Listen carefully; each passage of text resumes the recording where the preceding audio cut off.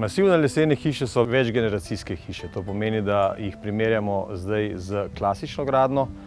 Potrebno je pa vedno merkati pri sami vgradnji, pri sami zasnovi, pri, bom rekel, tudi tej začetni gradnji, da so hidroizolacije in zaščite, strehe in te stvari narejene na nekem višjem nivoju.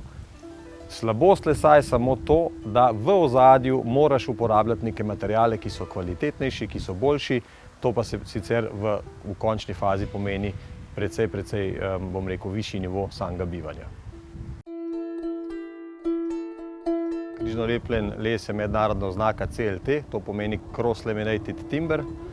Velika značilnost te zadeve je, da praktično so vse stene polne, tako kot pri klasični gradnji. Se pravi, če gledamo ali pa primerjamo zadevo z neko klasično gradnjo, mi postavimo osnovno ogrodje hiše in potem gradimo vse ostale faze gradnje na licu mesta.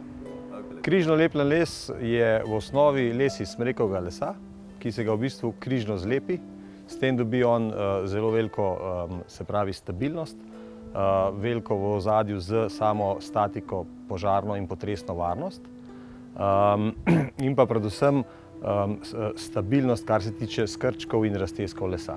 V večini primerov, kadar pa gre za zelo kompleksno konstrukcijo, kar se tiče previsov, kar se tiče razponov, je pa les dobrodošel. Les ima 7-krat manjšo težo od samega betona, križno lepljena plošča pa pri isti debelini kot beton približno enako nosilnost. To pomeni, da v ozadju z lahkoto, bom rekel, raznesemo razpone oziroma zahtevne elemente arhitekture. Les gori, je pa to ta trenutek na trgu, poleg vseh ostalih elementov in betona in jekla, najvarnejši sistem gradnje. Zakaj? Zaradi tega, ker les v ozadju, ker je poln, ga ogenj ne more objeti, čisto preprosto bom povedal, les zogleni, samo oglje je pa tista v bistvu, oziroma ta plast oglja je pa tista, ki les ščiti.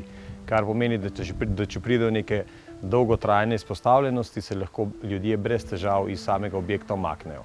Kadar pa gre za neko lokalno, manjši požar, je pa ta objekt praktično varen in se ga enako lahko sanira kot vse ostale objekte.